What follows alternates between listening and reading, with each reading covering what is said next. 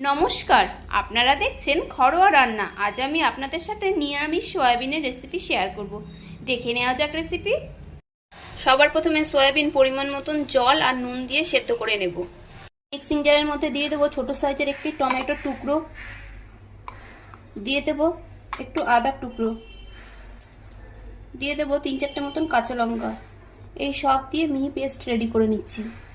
Oven on করে একটি কড়াই বসিয়ে দিয়েছি, তাতে দিয়ে দেবো পরিমাণ মতন সর্ষের তেল। তেল গরম হয়ে গেলে টুকরো করে রাখা আলুগুলোকে দিয়ে একটু ভেজে নেব। দিয়ে দেবো পরিমাণ মতো নুন।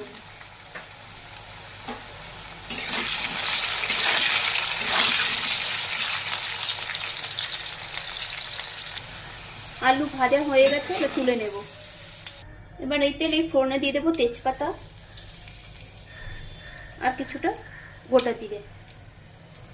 এবার দিয়ে দেবো সেদ্ধ করে জল ঝরানো সেই সয়াবিন। এবার সয়াবিনটা একটু ভেজে নেব।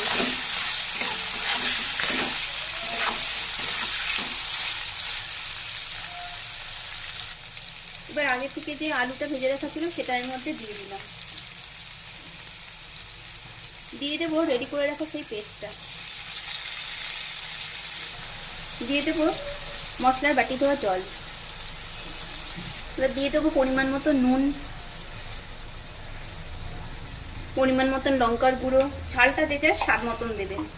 দিয়ে দেবো 1/2 চামচ জিরে গুঁড়ো, দেবো কিছুটা কাশ্মীরি লঙ্কার গুঁড়ো, তাহলে কালারটা ভালো হবে। কিছুটা ধনে গুঁড়ো, দেবো হলুদ গুঁড়ো। এবার ভালো করে সব নেড়ে চেড়ে একটু মিশিয়ে নেব।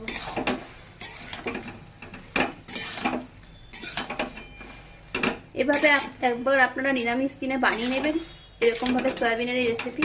আশা করছি আপনাদেরও ভালো লাগবে। ভাত রুটি সবের সাথেই এটা ভালো লাগবে। এবার ঢাকা দিয়ে একটু রান্না হতে দেব। কিছুক্ষণ পর ঢাকা খুলে এবার একটু দেখে নিচ্ছি।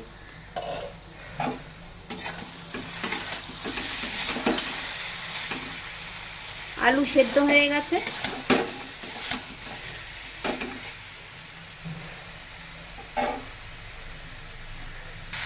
মশলাটাও আমার ভালো করে কষানো হয়ে গেছে, কেননা এই যে তেল ছেড়ে দিয়েছি। এবার দিয়ে দেবো টেস্ট ব্যালেন্সের জন্য কিছুটা চিনি। এবার ঝোলের জন্য দিয়ে দেবো পরিমাণ মতন জল। এবার একটু নেড়ে নেব।